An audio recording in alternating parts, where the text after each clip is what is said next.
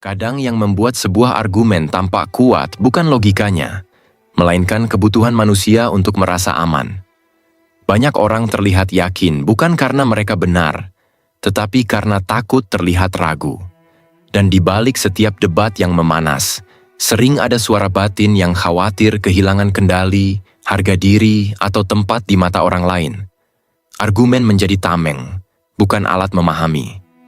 Jika diperhatikan, manusia jarang benar-benar mencari kebenaran. Yang lebih sering dicari adalah rasa stabil, bahwa identitasnya tak runtuh, bahwa kelompoknya tak meninggalkannya, bahwa dirinya tetap berharga. Itu sebabnya banyak pendapat dipertahankan meski retak, dan banyak keyakinan dipertaruhkan meski rapuh. Terutama di budaya seperti kita, di mana menjaga muka dan harmoni sosial sering dianggap lebih penting daripada mengakui ketidaktahuan. Namun justru disinilah kekuatan metode Socrates menemukan relevansinya. Bukan sebagai trik untuk menang debat, tetapi sebagai cara mengupas lapisan-lapisan psikologis yang membentuk cara kita berpikir. Pertanyaan sederhana bisa menggoyahkan keyakinan yang tampak kokoh, bukan karena menghancurkan, tetapi karena memaksa kita jujur pada motif batin yang selama ini tersembunyi. Kita belajar melihat bahwa kadang yang sedang kita pertahankan bukanlah kebenaran, melainkan ketakutan diri sendiri. Pendekatan seperti ini membuat pikiran lebih jernih. Ia mengubah perdebatan dari arena pertarungan menjadi ruang refleksi. Kita tidak sekadar menilai argumen orang lain, tetapi juga meninjau bias, asumsi, dan ilusi yang membentuk cara kita menilai dunia. Sadar bahwa ingatan bisa keliru, persepsi bisa bias, dan ego bisa mengaburkan logika. Di titik itu, kita diberi kesempatan untuk mundur setengah langkah, menarik napas, dan melihat gambaran besar dengan lebih elegan dan dewasa. Ini bukan tentang membuat kita tampak paling benar, tetapi membuat kita lebih utuh. Lebih sanggup mendengar tanpa terburu-buru membalas. Lebih mampu menahan impuls defensif. Lebih jernih dalam berpikir, dan lebih tenang dalam menyikapi perbedaan. Karena pada akhirnya, karakter seseorang dibentuk bukan oleh argumen yang ia menangkan, tetapi oleh kemampuan menghadapi ketidakpastian tanpa kehilangan kejernihan. Pastikan kamu menonton sampai akhir, agar tidak kehilangan makna penting dari pembahasan ini. Dan jangan lupa untuk berlangganan, agar kita bisa terus berbagi perspektif yang menginspirasi satu sama lain. Mari kita mulai. Poin 1. Bagaimana kamu tahu itu benar? Pertanyaan ini kelihatannya jinak, tapi efeknya sering menyerupai mengetuk dinding untuk mengetahui mana yang kokoh dan mana yang cuma papan tipis.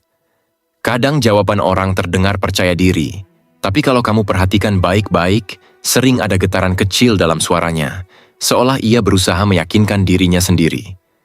Di bawahnya, ada kebutuhan manusia yang lebih dalam.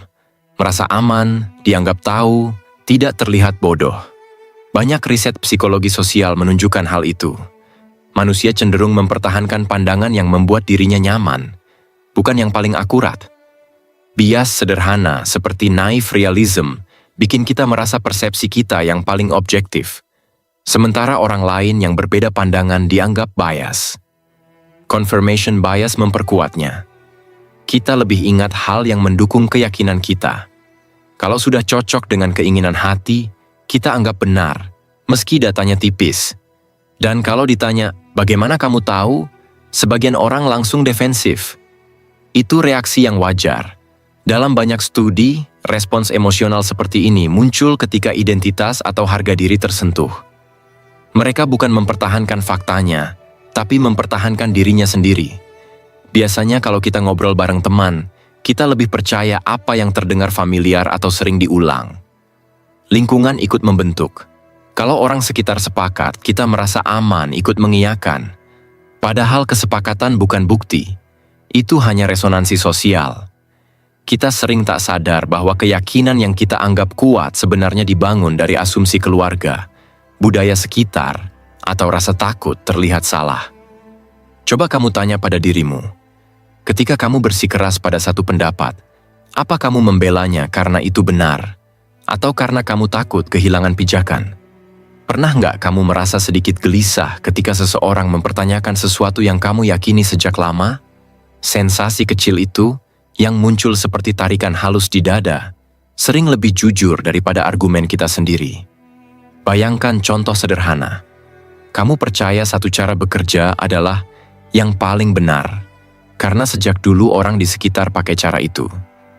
Tapi saat seseorang bertanya, "Tahu dari mana itu yang terbaik?" Tiba-tiba kamu sadar, kamu tak pernah benar-benar memeriksa alternatifnya. Di situ kamu mulai melihat betapa tipisnya fondasi yang kamu kira kokoh. Pertanyaan ini bukan untuk mempermalukan siapapun, tapi untuk membuka pintu refleksi. Bukan mencari kemenangan, tapi kejernihan. Kalau kamu mendengar pertanyaan ini hari ini, apa kamu siap menjawabnya dengan jujur? Atau kamu baru sadar bahwa selama ini kamu hanya memegang sesuatu yang terasa nyaman, bukan sesuatu yang benar-benar kamu selidiki? Poin 2. Apa yang sedang kamu asumsi? Kadang, tanpa disadari, kamu berjalan dengan keyakinan seolah dunia sudah kamu pahami luar dalam.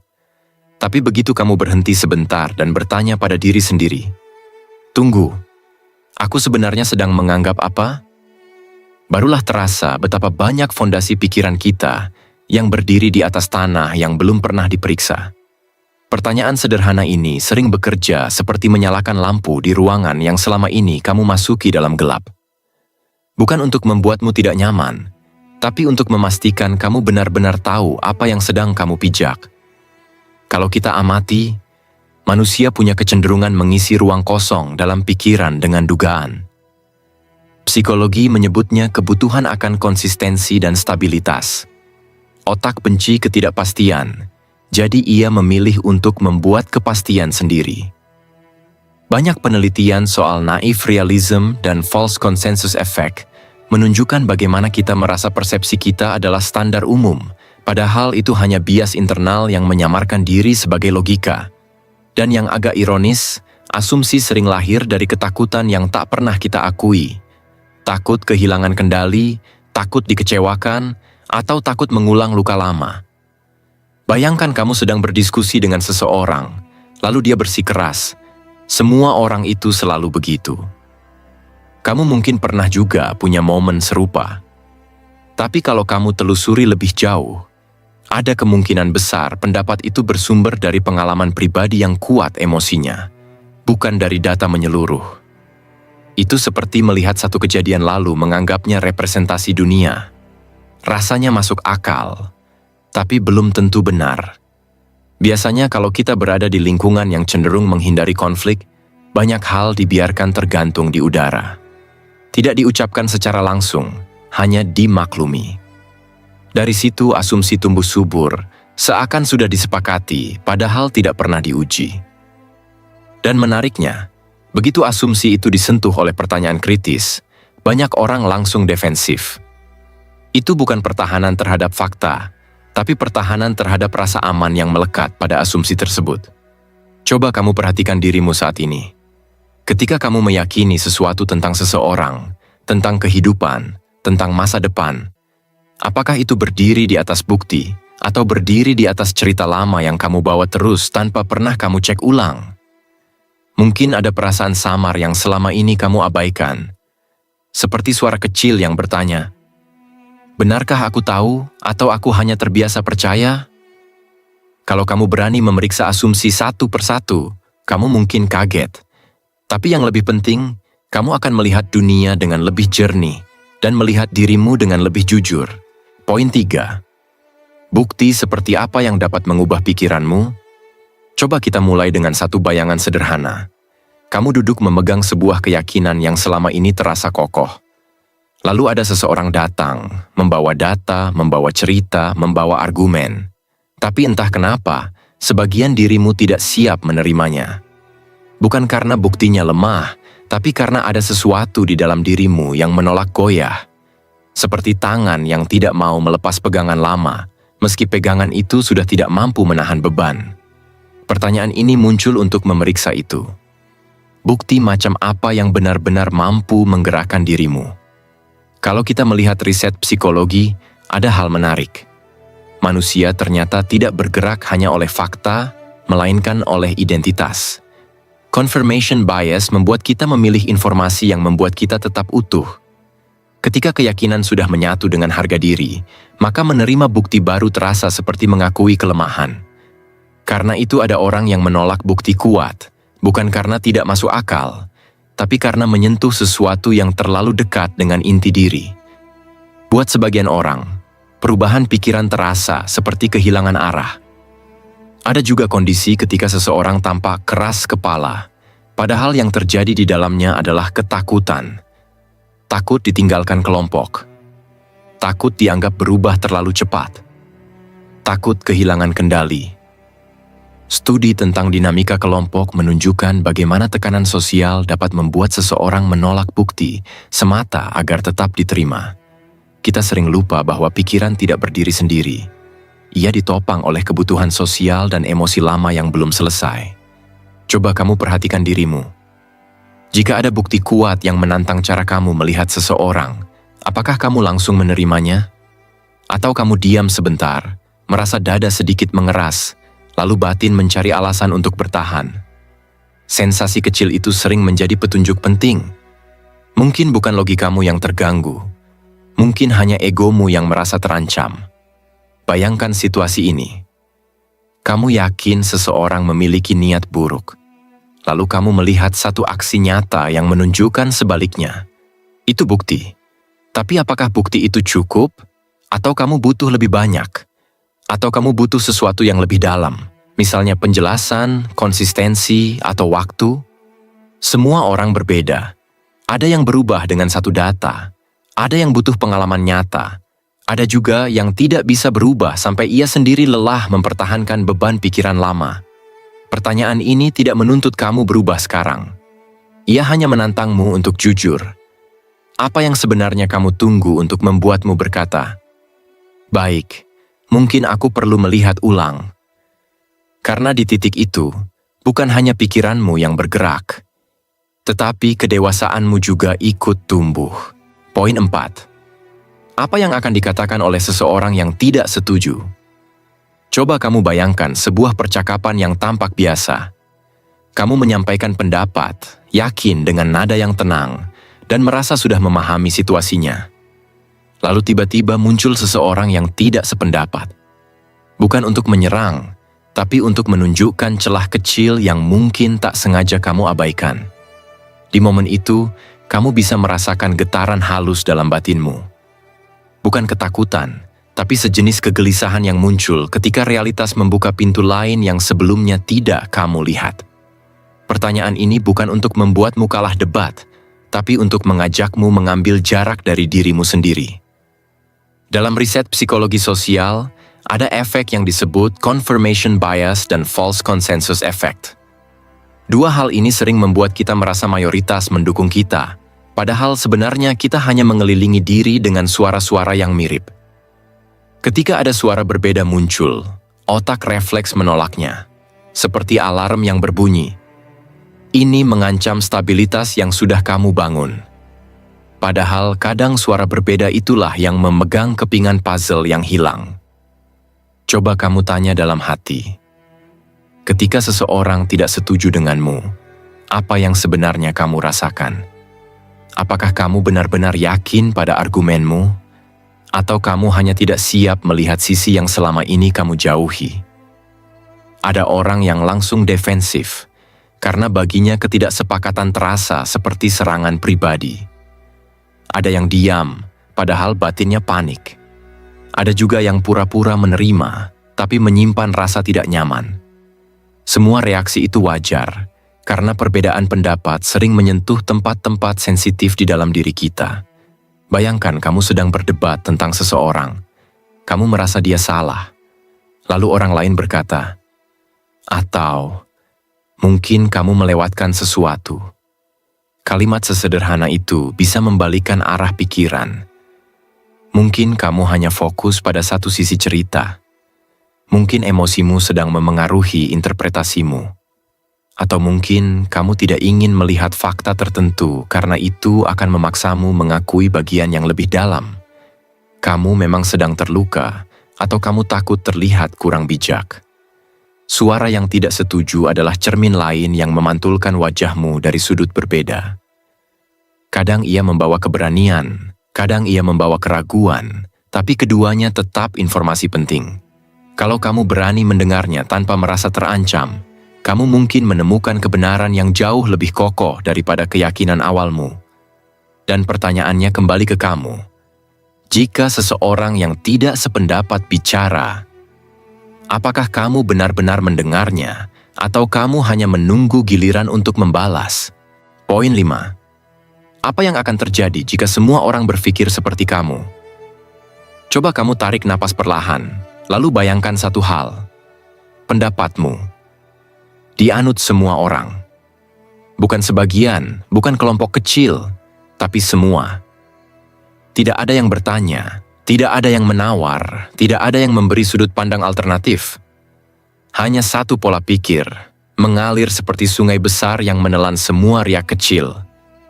Kedengarannya rapi, ya? Stabil. Tenang. Tapi coba kamu dengarkan lagi suara batinmu. Ada bagian kecil dari dirimu yang mulai gelisah, kan? Dalam banyak penelitian psikologi sosial, manusia memang punya kecenderungan mencari kenyamanan dalam keseragaman. Groupthink, false consensus, dan collective illusions menunjukkan bagaimana pikiran bisa saling meniru, sampai akhirnya tercipta ilusi. Semua orang setuju, berarti ini benar. Padahal belum tentu.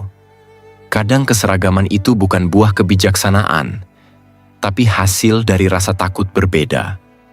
Dan kalau sesuatu lahir dari ketakutan, ia jarang punya akar yang kuat. Coba kamu bayangkan contoh sederhana. Misalnya kamu yakin bahwa orang yang tegas pasti baik. Lalu pola pikir itu dianut semua orang. Apa yang terjadi? Setiap orang akan meniru ketegasan, bahkan yang tidak paham konteksnya. Ketegasan berubah jadi keras kepala, perhatian berubah jadi kontrol, dan perlahan, karakter asli manusia hilang hanya demi menyesuaikan diri pada standar bersama. Di situ, sesuatu yang awalnya masuk akal berubah menjadi tekanan sosial. Dan mungkin kamu merasa, kalau semua sepemikiran, kan konflik berkurang? Benar, konflik mungkin tampak mengecil di permukaan. Tapi di bawahnya, ketidaknyamanan mulai menumpuk. Suara-suara kecil yang berbeda akan memilih diam. Orang yang ingin bertanya takut dianggap aneh. Yang mencoba berpikir lain dianggap menyimpang. Diam-diam, masyarakat mulai kehilangan kemampuan untuk memperbaiki diri. Karena tanpa perbedaan, tidak ada koreksi. Tanpa koreksi, kita kehilangan arah. Apa kamu sadar? Jika semua orang berpikir seperti kamu, maka kesalahan-kesalahan kecil yang kamu punya tak akan pernah dikritik. Mereka akan membesar pelan-pelan. Dan suatu hari, cara berpikir yang dulu terasa benar berubah menjadi jebakan kolektif. Banyak dinamika kelompok menunjukkan hal ini. Satu pola pikir bisa menciptakan stabilitas sementara, tapi rapuh dalam jangka panjang. Begitu ada tantangan baru yang tidak cocok dengan pola itu, semuanya retak sekaligus. Pertanyaannya sekarang bukan benar atau salah, tapi lebih ke arah. Apakah pola pikirmu cukup fleksibel untuk diadopsi semua orang? Atau pola itu hanya cocok untuk konteks tertentu, dan akan berbahaya jika dijadikan standar bersama? Dan kamu, siapkah menghadapi dunia yang sepenuhnya dibentuk oleh dirimu sendiri? Atau sebenarnya kamu merindukan kehadiran suara lain yang mengingatkan, menyentuh, dan menyeimbangkan? Poin 6. Teknik lanjutan dalam metode Sokrates. Coba kamu bayangkan situasi ketika seseorang begitu yakin pada pendapatnya, bahkan merasa sudah berada di puncak kebenaran. Lalu kamu ajukan satu pertanyaan kecil, dan dia mulai ragu. Kamu tambahkan satu pertanyaan lagi, dan suara dalam dirinya mulai bergetar. Sampai akhirnya, bukan kamu yang meruntuhkan argumennya, tapi dia sendiri yang menyadari bahwa ada ruang kosong yang selama ini ia tutupi. Disinilah teknik lanjutan Sokrates bekerja. Bukan untuk mengalahkan, tapi membantu seseorang melihat apa yang sebenarnya ada di balik keyakinannya. Kalau kita melihat penelitian modern, Teknik bertanya semacam ini digunakan di banyak terapi kognitif sebagai cara mengungkap bias, distorsi pikiran, hingga kesalahan asumsi. Dalam riset, pendekatan bertahap terbukti membuat seseorang lebih jujur pada dirinya sendiri. Karena ketika seseorang ditanya definisi, asumsi, konsekuensi, dan alternatif dari pikirannya, dia dipaksa menghadapi sesuatu yang biasanya ia jauhi, inkonsistensinya sendiri, dan ketegangan kecil yang muncul, yang sering terlihat lewat jeda panjang, perubahan nada, atau tarik napas yang tidak sengaja. Itu tanda kontradiksi mulai terkuak. Mungkin kamu pernah alami sendiri. Kamu mengira argumenmu kuat sampai seseorang bertanya, "Kalau definisimu begitu, apa itu berlaku di semua situasi?" Atau, "Kalau kamu benar, kenapa konsekuensinya tidak cocok dengan kenyataan?" Pertanyaan semacam ini bukan pukulan telak, tapi cermin yang tiba-tiba lebih jernih dari yang kamu duga. Di titik itu, kamu mulai melihat bahwa sebagian keyakinanmu berdiri di atas kebiasaan, bukan kesadaran. Ada risiko, tentu. Teknik semacam ini bisa menyentuh ego. Banyak orang lebih memilih terlihat benar daripada menjadi benar. Ketika pertanyaan semakin dalam, respons yang muncul bisa gelisah, defensif, atau bahkan marah. Itu wajar. Disonansi kognitif memang membuat otak terasa terancam. Tapi kalau dilakukan dengan tenang dan menghargai batas psikologis orang lain, teknik ini justru bisa melepaskan beban lama, keyakinan yang selama ini dipertahankan hanya karena takut salah. Dan mungkin pertanyaan yang paling menarik adalah ini. Ketika semua lapisan argumenmu dikupas, apa yang sebenarnya tersisa? Apakah itu kebenaran yang jujur? Atau hanya ketakutan kecil yang tidak pernah kamu beri nama? Poin 7. Seni bertahan dan kesadaran dalam stoikisme. Ada satu momen yang mungkin pernah kamu alami. Hari terasa berat, pikiran penuh, tapi kamu tetap berdiri tegak seolah semuanya terkendali. Dari luar, orang mungkin melihatmu kuat. Tapi kalau kamu jujur pada diri sendiri, ada bagian yang diam-diam lelah, bukan? Bagian yang menahan napas lebih lama dari seharusnya. Inilah titik di mana stoikisme berbicara, bukan tentang menekan emosi, tapi tentang memahami apa yang sebenarnya terjadi di dalam dirimu. Banyak riset psikologi menunjukkan bahwa manusia cenderung mencari tempat aman dalam dirinya ketika dunia di luar terasa kacau. Stoikisme menyederhanakan itu menjadi dua hal. Apa yang bisa kamu kendalikan dan apa yang tidak. Namun kenyataannya tidak sesederhana teori. Ketika kecemasan datang, tubuh sering memberi tanda lebih cepat daripada pikiran. Dada yang tiba-tiba berat, napas yang berubah dangkal, atau keputusan impulsif yang kamu sesali beberapa menit kemudian. Ini bukan kelemahan. Ini hanya tubuhmu mengingatkan bahwa ada sesuatu yang belum kamu hadapi. Menariknya, dalam budaya yang menuntut ketabahan, banyak orang belajar membungkam perasaan. Dan semakin dibungkam, semakin dalam ia masuk ke tubuh, menciptakan stres kronis, tensi sosial, bahkan pola hidup yang terasa terjebak.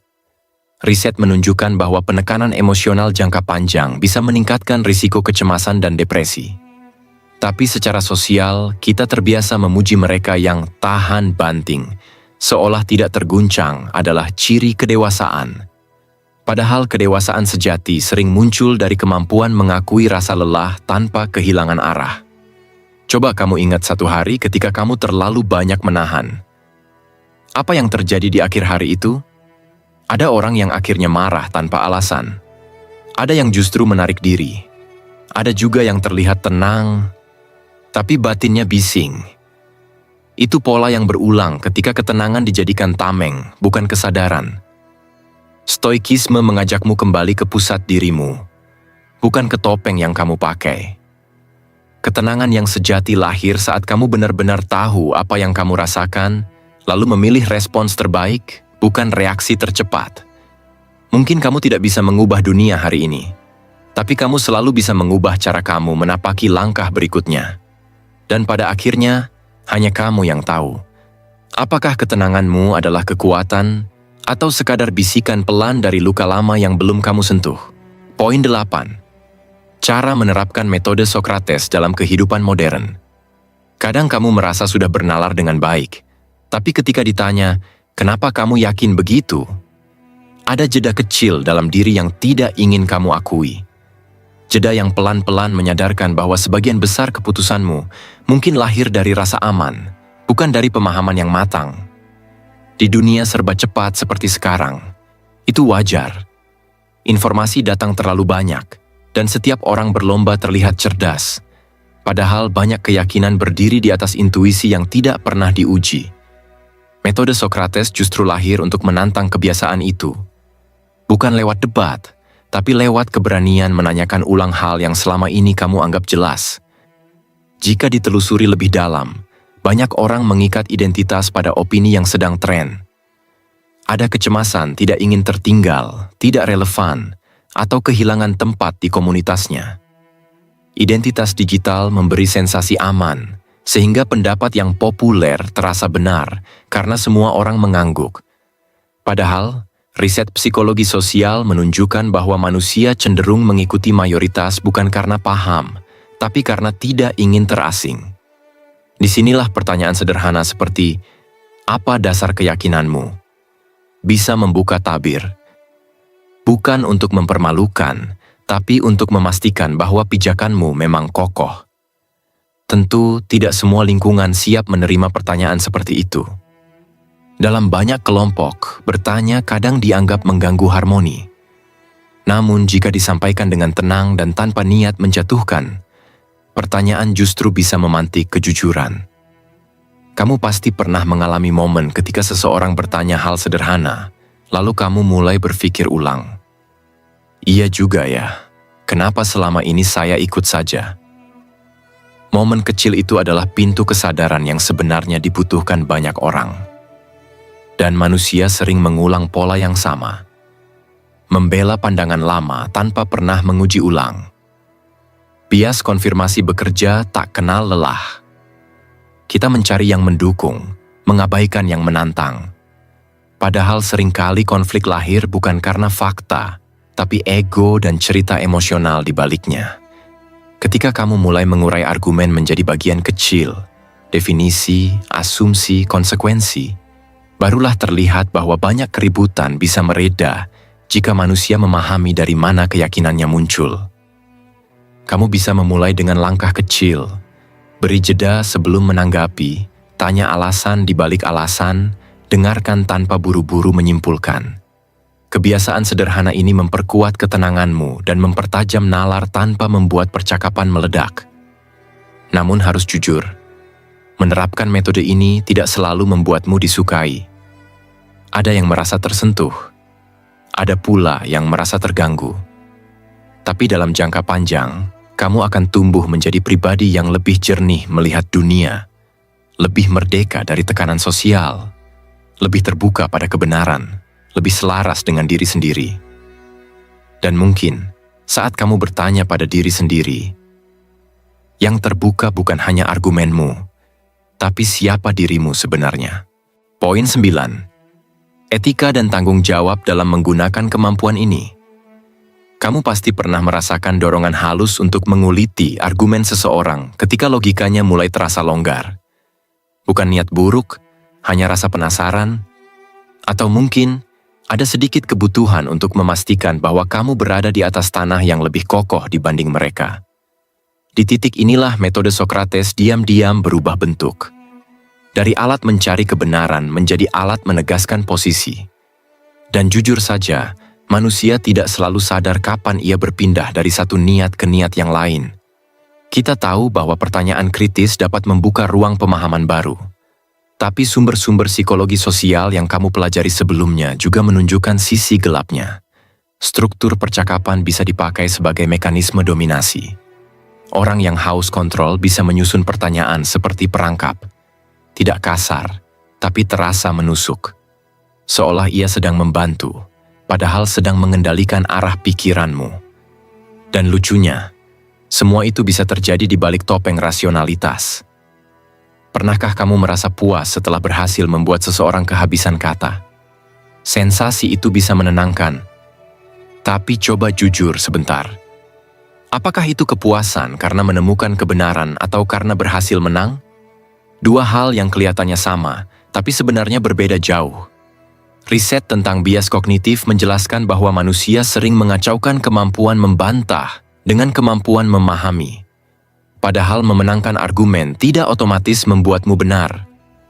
Di sisi lain, ada lingkungan yang sangat sensitif terhadap gengsi. Bertanya terlalu dalam bisa dianggap menyerang. Tetapi jika kamu hadir dengan niat memahami, dengan bahasa yang lembut, banyak orang justru merasa dihargai. Mereka merasa diberi kesempatan berpikir ulang, bukan dijatuhkan.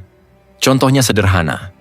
Ketika seseorang menyampaikan keyakinan, kamu tidak langsung membantah, tapi bertanya, "Menurutmu, apa yang membuat ini penting untuk kamu percaya?"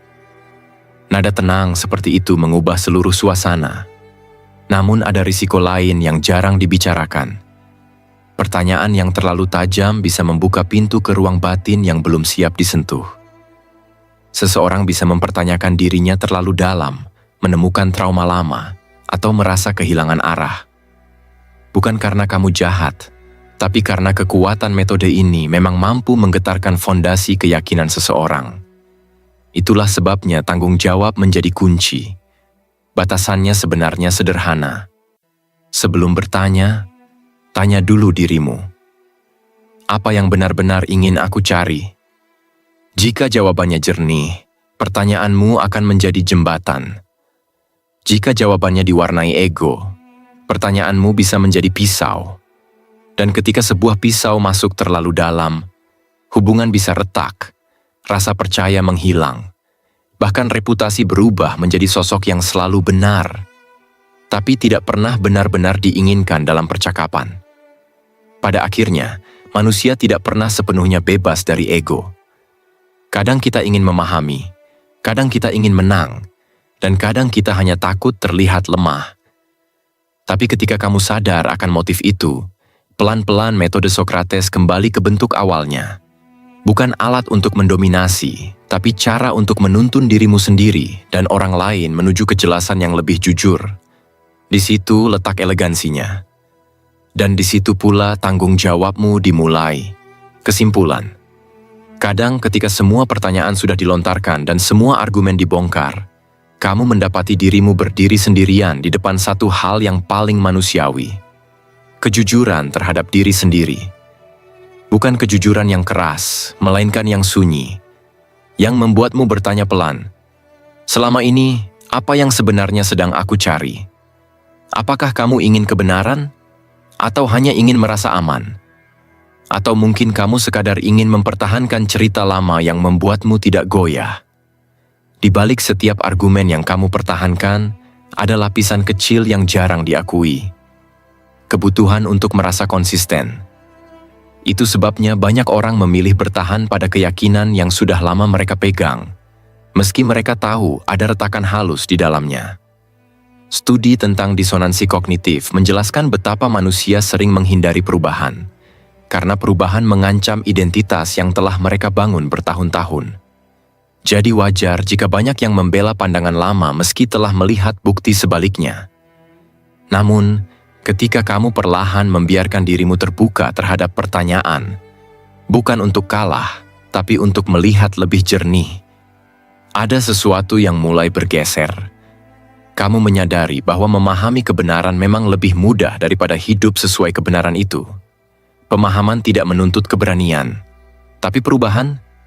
Ya, perubahan selalu menuntut harga. Dan menariknya, kesimpulan yang kamu dapat dari proses mendalam biasanya bukan jawaban final. Lebih seperti pintu. Ketika kamu menjawab satu pertanyaan, pertanyaan lain muncul. Tidak menghukummu, hanya mengingatkan bahwa hidup bukan bangunan yang selesai dalam sehari. Bahkan filsafat stoikisme sekalipun tidak menargetkan kepastian, tapi kesiapan menghadapi apapun yang datang. Kalau dipikir-pikir, mungkin itu yang membuat metode Sokrates terasa menenangkan dalam jangka panjang. Ia tidak membawamu pada kesombongan intelektual, tetapi pada kerendahan hati yang matang. Kamu bisa melihat, ada bias yang memengaruhi dirimu, Ada luka lama yang mengarahkan logikamu. Ada ekspektasi sosial yang menuntutmu memilih jawaban aman. Dan setiap kali kamu mengakuinya dengan jujur, kamu sedikit lebih bebas. Kebebasan itu bukan tanpa harga. Mungkin kamu kehilangan kenyamanan lama, atau harus menghadapi jarak dari orang-orang yang tidak siap menerima versi baru dirimu. Tapi apa artinya kenyamanan yang menahanmu dari pertumbuhan? Apa artinya citra diri jika ia dibangun dari ketakutan memeriksa diri sendiri? Akhirnya, keberanianlah yang menentukan hasil perjalanan ini. Bukan kecerdasan, bukan retorika. Keberanian untuk mengakui bahwa kamu tidak tahu segalanya. Keberanian melihat bagian dirimu yang selama ini kamu sembunyikan. Keberanian membiarkan pertanyaan membentukmu, bukan menghancurkanmu. Dan mungkin, dari seluruh perjalanan panjang ini, ada satu hal yang harus kamu pegang teguh. Kebenaran yang tidak bisa kamu hidupi bukanlah kebenaran. Ia hanya wacana. Sedangkan kebenaran yang kamu perjuangkan dengan jujur, yang kamu renungkan dengan tenang, yang kamu biarkan mengubah cara berpikir dan caramu memperlakukan hidup, itulah yang membuatmu tumbuh. Itu yang membawamu pulang ke diri yang lebih dewasa, lebih utuh, dan lebih manusiawi. Di titik ini, kamu tidak lagi sekadar memahami metode Sokrates. Kamu menjalankannya. Kamu menjadikannya bagian dari cara berjalan. Dan itu sudah lebih dari cukup.